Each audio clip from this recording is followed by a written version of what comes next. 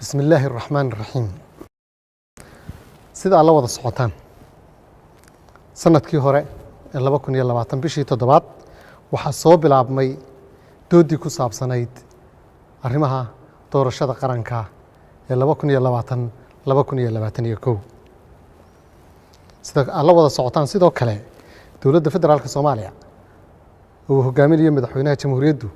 waxa ay dadaal dheer ugu jirtay sidii dalkani uu aadi lahaa hal qof iyo hal cod iyo doorashada xisbiyada badan laakiin nasiib darro qaar ka mid ah maamul goboleedyadu waxa ay ku dhageen oo ay joojiyeen hanaankii matalaadda shacabka ee hal qof iyo hal cod iyo curashadii koowaad ee xisbiyada badan oo ay rajadiisu markaa muuqatay waxaana dowladda lagu riixay in ay ka leexato jidkii qumana una janjeersato hanaanka doorashada dadban iyo matalaadda kooban xilligaas waxa isu diiwaan geliyay hanaanka xisbiyada badan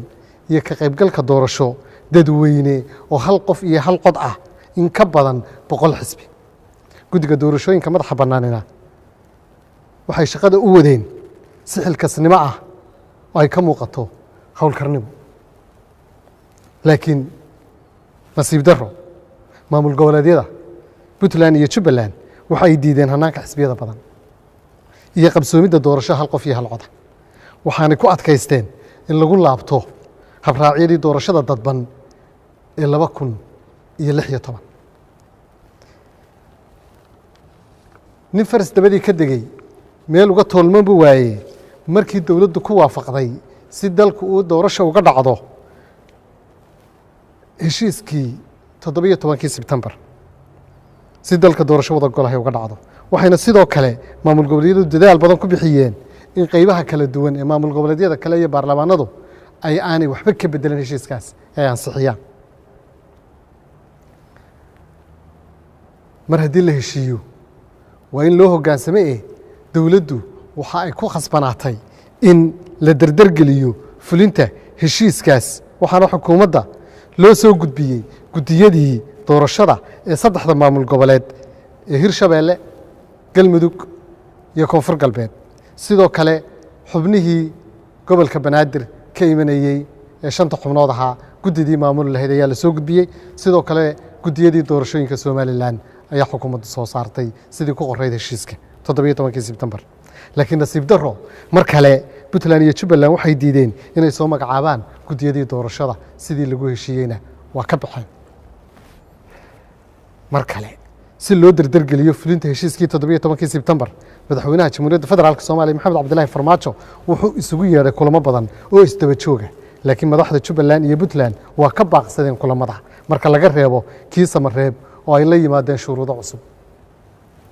ra'iisul wasaaraha jamhuuriyadda federaalka Soomaaliya Maxamed Xuseen Roble waxa uu booqday inta badan maamul goboleedyada dalka si doorashadu u bilaabanto laakiin nasiib darro mar kale Puntland iyo Jubbaland way diideen in doorashadu bilaabanto waxaanu kala soo noqday gacmo maran haddaba markii la sugayay labada maamul goboleed muddo 6 bilood oo intaas oo dhanna lagu qancinayay fulinta heshiiskii ay saxeexeen ee 17 Sebtembar markii la isugu tagay magaalooyinka Garowe Samareeb Baydhabo iyo Muqdisho si isfahan looga gaaro qabsoomidda doorashada markii ay maamuladaasi dureen ciidamada qalabka sida ee habeen iyo maalin difaaca ugu jira dalkooda sababta ay u dureenna ay keeni karto in dalka ay ka dhacdo marka la duro ciidamada qalabka sida sharci darro iyo amni darro markii maamul goboleedyada Puntland iyo Jubbaland ay tid iyo jihadiid noqdeen si loo fuliyo heshiiskii ay iyagu soo qorteen ee loo ansixiyey dalkuna uu doorasho waado markii madaxweynaha jamhuuriyaddu uu in ka badan 5 jeer gogol u dhigay maamul goboleedyada doorashada diidka ah taas oo uu kula baxay magaca tanaasul badane markii wax kasta oo ay codsadeen loogu ogolaaday isfahamkii Baydhabo ee 15 ilaa 16 Febraayo si doorasho u dhacdo laakiin mar kale ay Puntland iyo Jubbaland diideen fulinta isafgaradkii ay ku soo saxeexeen Baydhabo markii ergo madaxweynuhu u diray madaxda Jubbaland iyo Puntland kana koobnayd madaxweynayaasha maamul goboleedyada Koonfur Galbeed Galmudug iyo Hirshabeelle ay kala soo laabteen mar kale gacmo maran iyo natiijo la'aan markii ilaa sabtidii saddexdii abril la wada fadhiyey xerada afisyooni si loo dardargeliyo fulinta heshiisyadii 17kii sebtembar iyo 16kii febraayo ee baydhabo oo ay ka soo qayb galeen waa markii koowaade madaxweynayaasha Jubbaland iyo Puntland ay keeneen caqabado cusub oo ay kow ka tahay inay duraan baarlamaanka oo sharciyada dalka ugu sareysa oo yiraahdaan waqtigiisu waa dhamaaday iyadoo aynu ognahay low number 30 ama xeerka soddanaad uu si cad u sheegayo hay'adaha dastuuriga ahi shaqada way sii wadayaan ilaa ay bedelaan hay'adaha dastuuriga oo kale inta la soo dooranayo hay'adaha cusub iyadoo waxa soo dhimi jireen ay baarlamaankii dureen oo ay yiraahdeen awood uma laha xeerar cusub ee meesha laga saaro madaxweynuhu awood ha wareejiyo xukuumaddu yey shaqo qabanin ciidamada hogaamadooda hala kala diro inagoo og dagaalka ay ku jiraan ciidamadu habeen iyo maalin shuruudaha cusub waxay kaloo keeneen in ajnabigu ay shirarkeena ka soo qayb galaan oo ay talada wax ku yeeshaan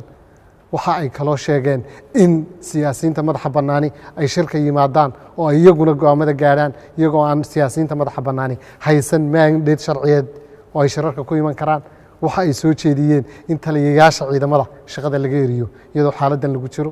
waxaas oo dhan oo loo arkay caqabado cusub iyadoo ay ogtihiin in golaha ammaanka ee qaramada midoobay uu soo saaray qaraar 4 arrimood ka hadlaya in madax bannaanida Soomaaliya aan la faragelin inaan wax shuruud lagu xidhin doorashada in la dardargeliyo heshiisyadii 17kii Sebtembar iyo 16kii Febraayo taasi markay dhacday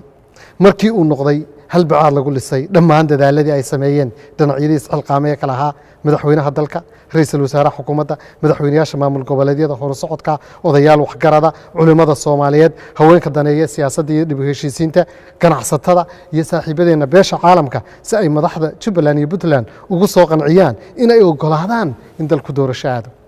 waxa soo dhani markii natiijo la'aan ay ka soo baxday ee maalin walba shuruudo cusub yimaadeen ugu dambeyn xukuumaddu waxay maanta u cadeynaysaa ummadda Soomaaliyeed in labada madaxweyne goboleed ee Puntland iyo Jubbaland aysan rabin inay dalkan ka dhacdo doorasho oo asaaskeedu yahay 17kii Sebtembar iyo isfahamkii 16kii Febraayo waana wax laga xumaado in labada madaxweyne ee Puntland iyo Jubbaland ay noqdeen jid iyo jahadiid aan doorasho ogolayn intaasaan u cadeynaynaa ummadda Soomaaliyeed meel kasta ay joogto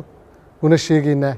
dawladdu inay mar walba diyaar u ahayd intaas soo gogolood intaas soo goobood iyo intaas soo shirna ay isugu timi si loo dardargeliyo doorashadii laakiin ay ka socon weyday labada hogaamiye ee Puntland iyo Jubbaland saasaan ummadda Soomaaliyeed u cadeynaynaa aad iyo aadna waa mahadsantiin